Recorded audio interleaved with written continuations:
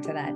But the one question I have for you is, and I think so many of us struggle with this, and especially at the onset of our journeys, is you talked a little bit about self-love, and how were your challenges with self-love manifesting in your life in terms of like, what were you going through or doing, being as that you later on realized were due to your lack of self-love?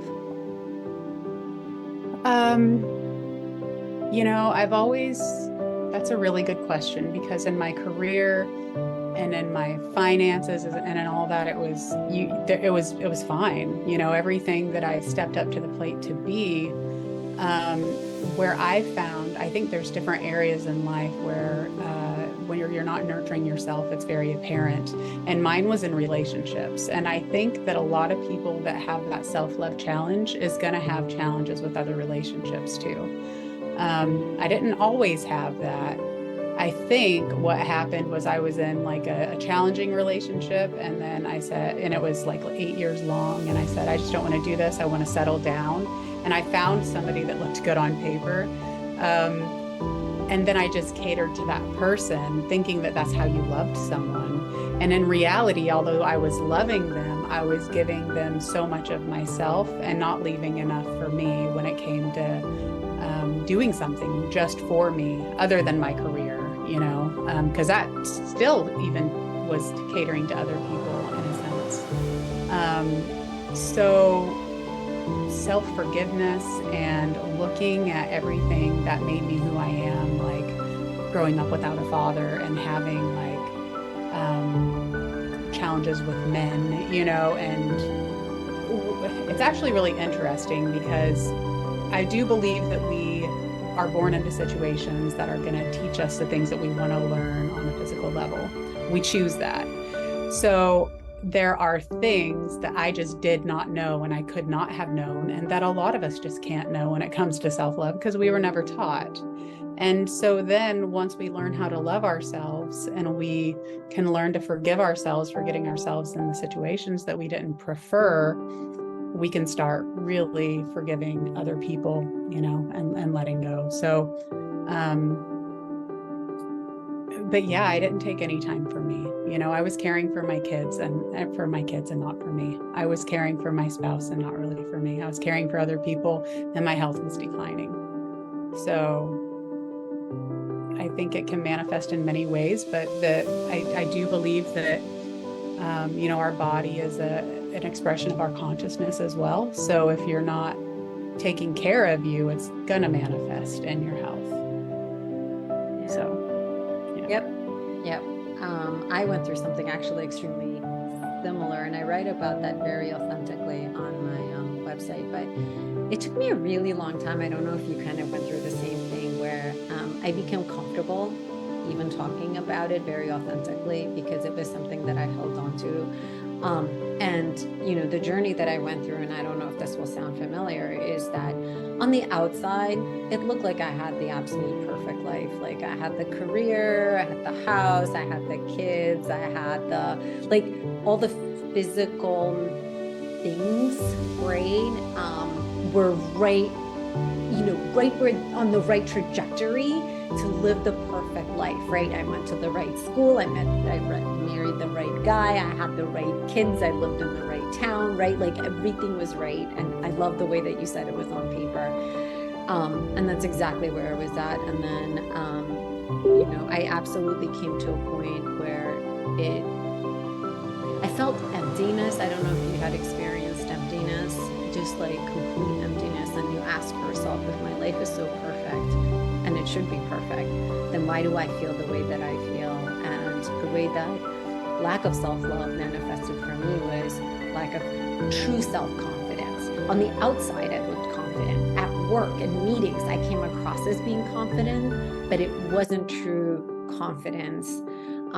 I had a hard time raising my hand, and I'm going to say raising my hand in life. It wasn't just about I deserve the promotion. It was I deserve to take an hour for myself. I deserve to do things that are just for me, because I was this vessel that was always giving. And I actually have a really funny story where One day, I'm like, I'm going to take all of these classes. And we were sitting around the dining room table, and my children full on flipped out. Mommy, you're never going to be around. What do you mean you're going to take all of these classes?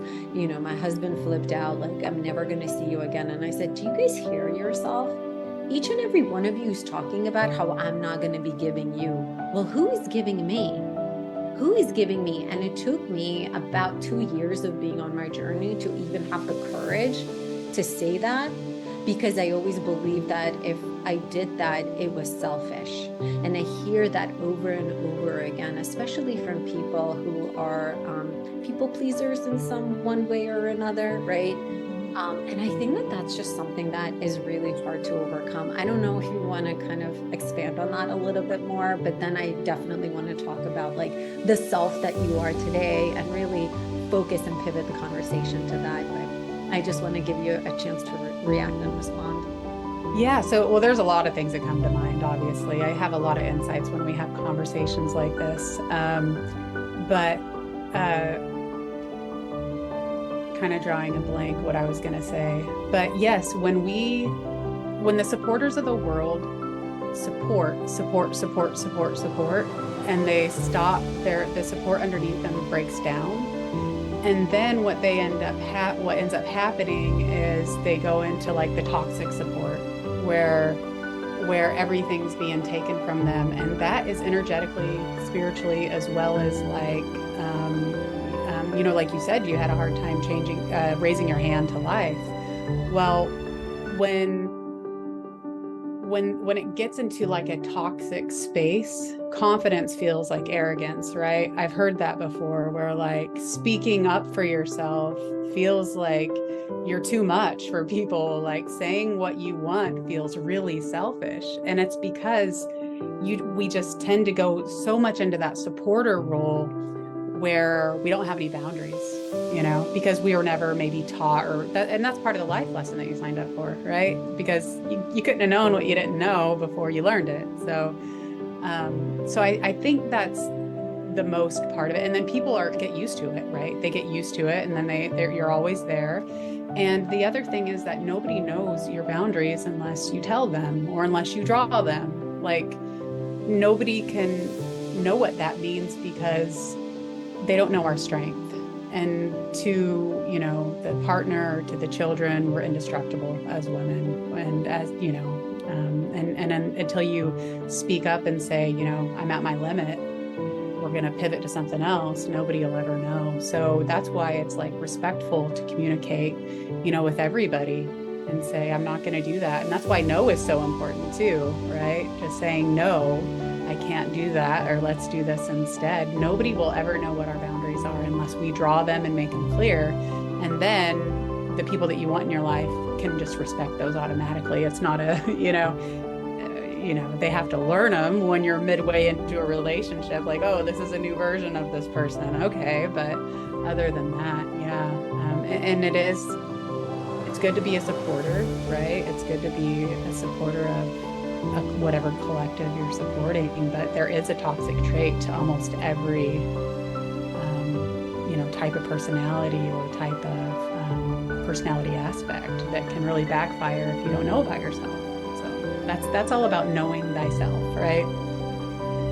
Yeah, it's that self-discovery journey. And I find that there's like a pattern around having to go through whatever awakening, right? Whatever will awaken you. Like there's usually something that will break down in your life that will cause the awakening, that will cause, and I'm gonna call awakening like questioning. I think that was like the biggest thing, is that's when I started to question what was, and to kind of start to observe that, oh, maybe it could or should be otherwise, and why isn't it, or why is it right the way that it is. So but that self-discovery journey and discovering your own inner power, dare I say, right? Because I think that so many of us are maybe conditioned, or we grow up believing that we're so small. And then after your awakening and you do go through these difficult moments in your life, you start to discover your inner strength, the strength that you never believed was really there, right? And that starts to come through, and that starts to shine so brightly. So, and I find that to be kind of like a commonality amongst a lot of people that I speak to. So, it's kind of validating to see that we kind of like go through those stages, I'm gonna call it, but every journey is different.